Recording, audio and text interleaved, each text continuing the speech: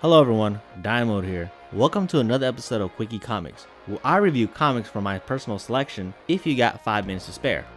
Today's episode, we'll be talking about a crowdfunded project started way back in Kickstarter called Freakier than Normal, created by Alpha Eve Studios, located in the Dominican Republic. And I'm gonna say this with confidence, there is a lot of heart, soul, and love put into this project. Simply check out the stuff they delivered to me when I pledged to one of their middle tiers. I got stickers, keychains, prints, magnets, a postcard, and this thing, whatever you want to call it.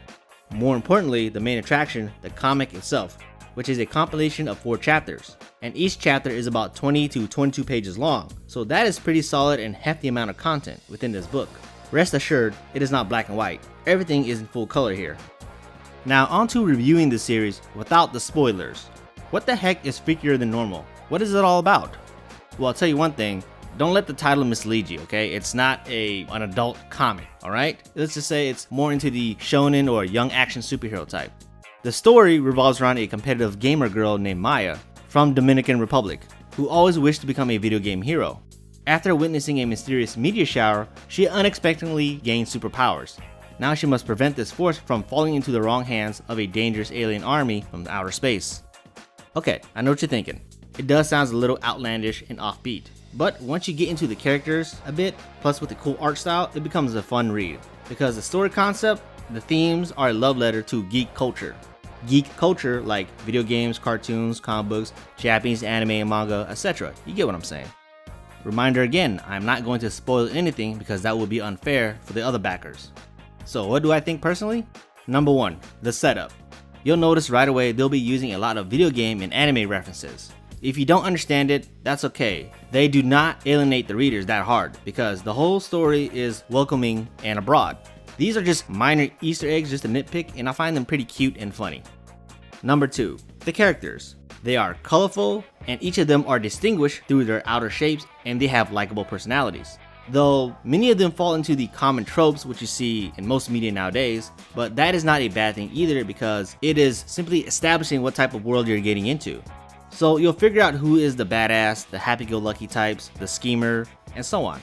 Maya, the main protagonist, is by far my favorite character. And of course, there is Jigsaw, and is the most mature character in the story, which is kinda ironic because she has the most fan service, if you catch my drift.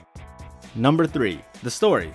It is very straightforward and easy to understand, but it is very fast and the story does not know how to slow down. I think that's one of my issues that I found reading this, but I can forgive that since this is their first big project together. Furthermore, there is a lot of interaction between the characters, so that's always a great read to how they react against each other. So there's a bit of a character development, but not too much.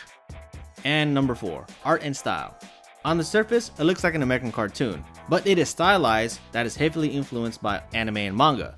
It's got vibrant colors with bold outlines, and everything looks like they're on the move, which is dynamic even when the characters are in a static position.